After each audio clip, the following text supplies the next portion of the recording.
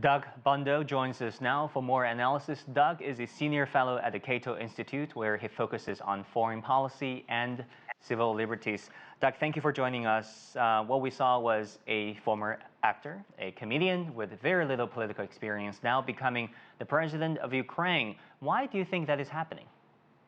It showed extraordinary frustration with the political class. Ukraine has gone through a number of presidents who've been failures. The previous president was the one who was thrown out of office. The president before that got like 5% in his reelection bid. Ukrainian people feel they haven't been listened to.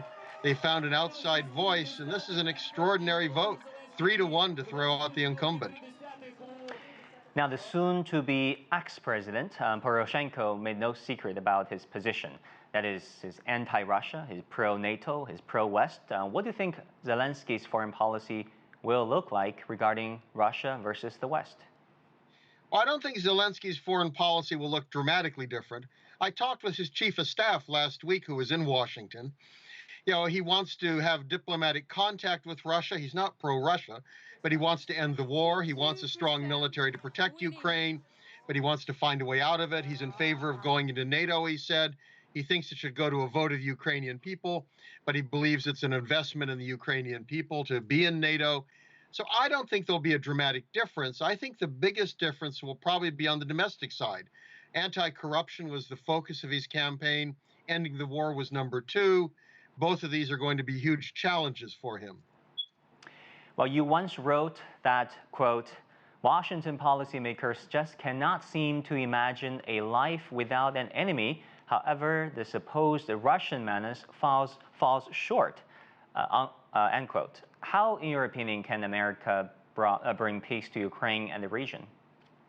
Well, I think the United States needs to go look at what Russia is concerned about, particularly expansion of NATO. I think that Ukraine's problem is it's very close to Russia. Historically, it was part of the Soviet Union and the Russian Empire. It's going to have to accommodate Russia. So the question then is, can the U.S., the Europeans, Ukraine, and Russia work out a deal? I've suggested, for example, promising not to expand NATO while Russia gets out of the Donbass, agrees to allow Ukraine, basically to recover from the war. I think there are opportunities there, but it requires negotiating, and it requires recognizing nobody's going to get everything that they want. Zelensky might be the man to make that happen. True. You also said in the op-ed last November that Ukraine is not important for U.S. security. Why is that? Well, the United States is always worried about Western Europe. It's never focused on Eastern Europe. The U.S. has never had a relationship with Ukraine in the past. As I mentioned, Ukraine was part of the Soviet Union. The U.S. accepted that. So there's a humanitarian issue here. But that's very different from saying the United States should be involved militarily, should promise to defend Ukraine. The U.S. should be stepping back militarily, not going forward in confrontation. And it needs to be much more thoughtful in terms of what countries it views as being significant in requiring military support. Doug Bandow, Senior Fellow at Cato Institute, thank you so much for your insight. Sure thing. Happy to be on.